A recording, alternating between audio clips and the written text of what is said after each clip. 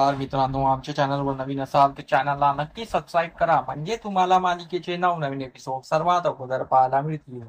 तर लाखात एक आमचा दादा या मालिकेमध्ये काय घडलं ते आपण बघणार आहोत.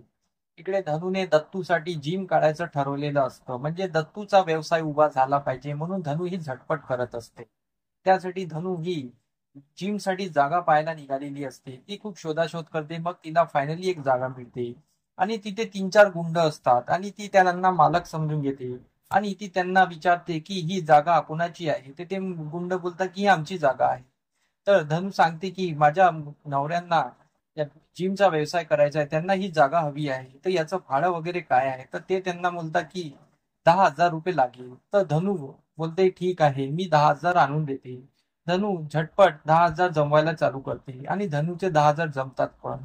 धनु त्या ठिकाणी 10,000 रुपये घेऊन जाते आणि ती त्या गुंडांना पैसे देते आणि म्हणते की कधीपासून मी व्यवसाय चालू करू शकते. ते गुंड तिच्यावर हसतात आणि बोलतात की कसले पैसे आणि कसला, हे झाले आता आमचे पैसे आणि आता तुला पण इथून जाऊ देणार नाही. ते धनूला पकडण्याची कोशिश करतात आणि धनू तिथून त्यांना कसेही डावडून त्यांना मारून तिथून धनू पळ काढते. तरी ते तिथं गुंड ते तिला अडवतात आणि बोलतात की तुम्ही माझ्या सूर्या दादाला ओळखत नाही. सूर्या दादाला जर माहीत पडलं तर तुमचं काय हाल होईल हे तुम्हाला कळणार सुद्धा नाही. धनू परत तिथून पळ काढत असते.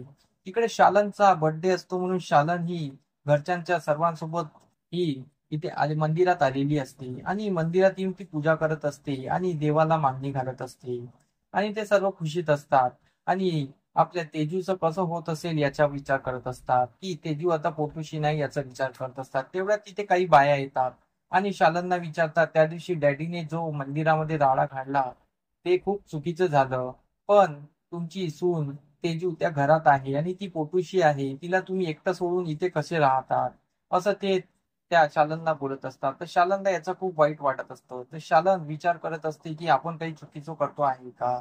शालनला विचार येते की आपण काहीतरी केलं पाहिजे, असं शालनचा विचार चालू असतो. तर इकडे डॅडी इकडे तुळजाची काळजी घेत असतात आणि तुळजासाठी इकडे डॅडी तेजूची काळजी घेत असतात आणि तेजूसाठी जेवण बनवत असतात आणि त्यासोबत तो शत्रूला पण जेवण बनवायला लावतात. इकडे इकडे धनुने पळ काढलेला असतो आणि धनुला ते गुंड तिच्या मागे पळवत असतात आणि धनु पळत पळत तिच्या घराकडे येत असते आणि इकडे धनुला ते गुंड अडवतात आणि बोलतात की माझ्या सूर्या दादाला कळलं ना तर काय होईल ते तुम्हाला कळणार सुद्धा नाही. तर ते गुंड बोलतात कोण आहे तुझ्या सूर्या दादा सांग. एवढं किस्मार खान निघाला का तुझ्या सूर्या दादा. तर तेवढ्या तिथे सूर्याची एंट्री होते. सूर्या त्यांना बघतो आणि माझ्या बहिणीसोबत असं वागलं आहे हे सूर्याला जेव्हा कळते तेव्हा सूर्या त्यांची काय हाल करणार हे आता समोर कळणारच आहे. तर धनु सर्व सांगते आणि सूर्या खूप चिडलेला असतो. सूर्या गाडीवरून उतरतो आणि त्या गुंडांची धुलाई करतो. सूर्या एवढी धुलाई करतो की खूप चिडलेला असतो, अतोनात चिडलेला असतो. तर तिकडून शालन वगैरे हे तुळजा वगैरे हे ऑटोमध्ये येत असतात. सूर्याला मारपीट करताना बघून त्यांना पण चक्क वाटत असते की सूर्या आज खूप चिडलेला आहे. त्यांच्या बहिणीवर हात टाकणाऱ्या लोकांची सूर्या गय करत नाही. सूर्या खूप त्या मुलांना मारतो खूप, पण ते मुलंही सूर्यासोबत खूप भिडलेले असतात. ते सूर्याला मारायची कोशिश करत असतात, पण सूर्या काही ऐकत नाही. सूर्या सर्वांची धो धो धुलाई करतो आणि मग तिकडे शालन आणि तुळजा सूर्याला आवाज देते. सूर्या बोलते की तुम्ही आतमध्ये जा, मी बघतो यांना. तर मग काय तो ऑटो जो असतो, तर हे सर्व गुंड मिळून तो ऑटो सूर्यावर पाडतात. तो सूर्य आता ऑटोच्या खाली दबलेला असतो. मग ते गुंड बोलतात आता उठ, आता दाखव तुझी मर्दानगी, आता किती ताकद आहे तुझ्यात दाखव, हा ऑटो उचलून दाखव. तर मग तुळजा तिकडून येते. तुळजाला जेसीपी दिसते. तुळजा त्या जेसीपी मध्ये बसते आणि जेसीपी घेऊन येते आणि त्या ऑटोला उचलते.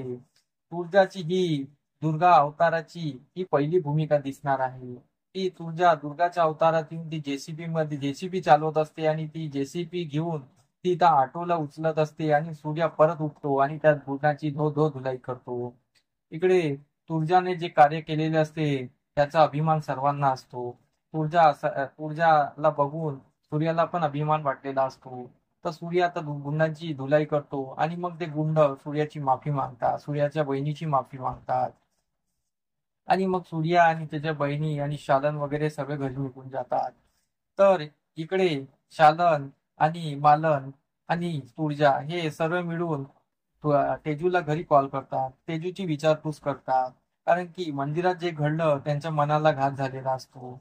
तर मग तेजू घरचं सर्व सांगते आणि बोलते की डॅडी खूप छान वागत आहे माझ्याशी आणि खूप गोडव्याने वागत आहे. डॅडीने माझ्यासाठी चक्क स्वयंपाक केला आहे आणि माझी खूप काळजी घेत आहे. हे जेव्हा शालन आणि मालन ऐकते, तुळजा ऐकते, तुळजा त्यांच्या पायाखालची जमीन सरकते की डॅडी असं वागू शकतात. त्यांनी कधी स्वतःचं ताट सुद्धा उचललेलं नाही आहे आणि ते आता स्वतः स्वयंपाक करत आहे. त्यांना हा विश्वासच होत नाही. तर शालनच्या मनात असं वाटते की आपण काहीतरी चुकलेलो आहे, आपण घरी जायला पाहिजे असं तिला वाटत असतं. पण सूर्याच्या शब्दाखातीर ते तिथेच थांबलेले असतात. तर आता आपल्याला समोरील भागात हेच पाहणं रंजक ठरणार आहे की आता शालन आणि मालन काय निर्णय घेतील आणि ते डॅडीच्या घरी वापस जातील का, आणि डॅडीने दिलेले तुळजाला 5 दिवस, ते 5 दिवसाच्या आत शालन आणि मालन त्यांच्या घरी जातील का आणि डॅडी जिंकतील का, हे आपल्याला कळणारच आहे. तर आमचा एपिसोड कसा वाटला आम्हाला कमेंट करून नक्की सांगा. धन्यवाद.